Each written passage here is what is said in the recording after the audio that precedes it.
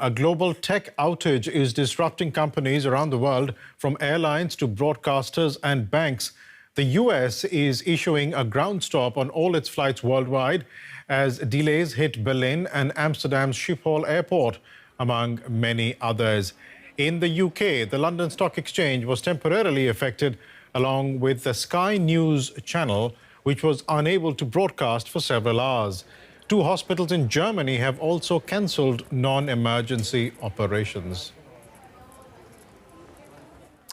And joining me now in the studio is Kate Ferguson from DW Business with more. Kate, what do we know so far? Well, we know that this is happening around the world across different sectors, as you mentioned, from aviation to media to banking. Millions of people are affected. Flights across the world have been cancelled. Scenes at airports becoming increasingly chaotic, as you would expect. But broadcasting, for example, also down. In fact, a colleague of mine was due to go on ABC Australia this morning for a live cross. That could not take place because their systems were down. Healthcare also affected, as you mentioned. Hospitals in Germany cancelling elective surgeries. In the UK, the National Health Service there, doctors cannot access booking systems at the moment. Trains there aren't running either. And as you said, the London Stock Exchange went offline for some time too. So we know that this is a multi-pronged event. It's very serious. And do we know what's behind this? We have to be very careful at this point, very cautious. It's too early to draw any conclusions, but we do know that authorities in Australia have linked this outage to a company called CrowdStrike. It's a global security firm. Microsoft also says it is investigating an incident. What exactly the connection there is, we don't know yet. Authorities seem to suggest this is not a cyber attack, but whether or not there is malicious intent here, the fact that this can happen at all is very worrying indeed.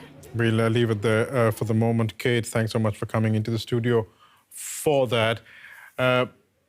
Let's take you now to our correspondent, Shalu Yadav, who joins us now from Delhi. Shalu, what is the situation in India with this tech outage?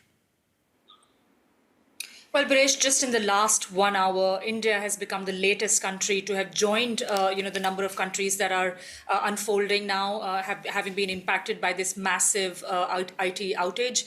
We've heard from the Delhi airport that they just tweeted just half an hour ago saying that some of their services have been temporarily affected. They're not saying that there's been a complete outage. Of course, there's been, massive delays and some cancellations as well of the flights in Mumbai as well as in Bangalore.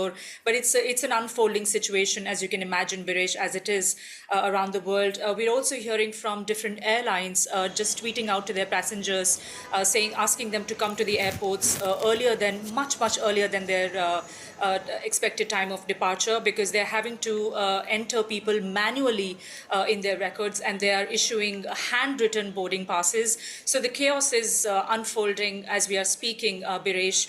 We're also hearing a lot of disappointment. Of course, on Twitter, I've been scanning some reactions of people, but there's also some amount of praise, saying that Indian authorities at the airport were quick enough to switch to the manual mode, and they started issuing handwritten boarding passes, and the services are continuing, albeit not with the same smooth pace that passengers are used to. Some people are also questioning the amount of trust and power that's vested in US big tech companies, and people are asking whether we need to be looking at alternatives and learn some lessons from this. Former IT Minister Rajiv has just spoken to the media. He says that I hope Microsoft fixes it soon, but he also pointed out that we need to have conversations about the resilience of such big platforms, Paresh. We'll leave it there for the moment, but thanks for bringing us that update, Shalu Yadav from Delhi.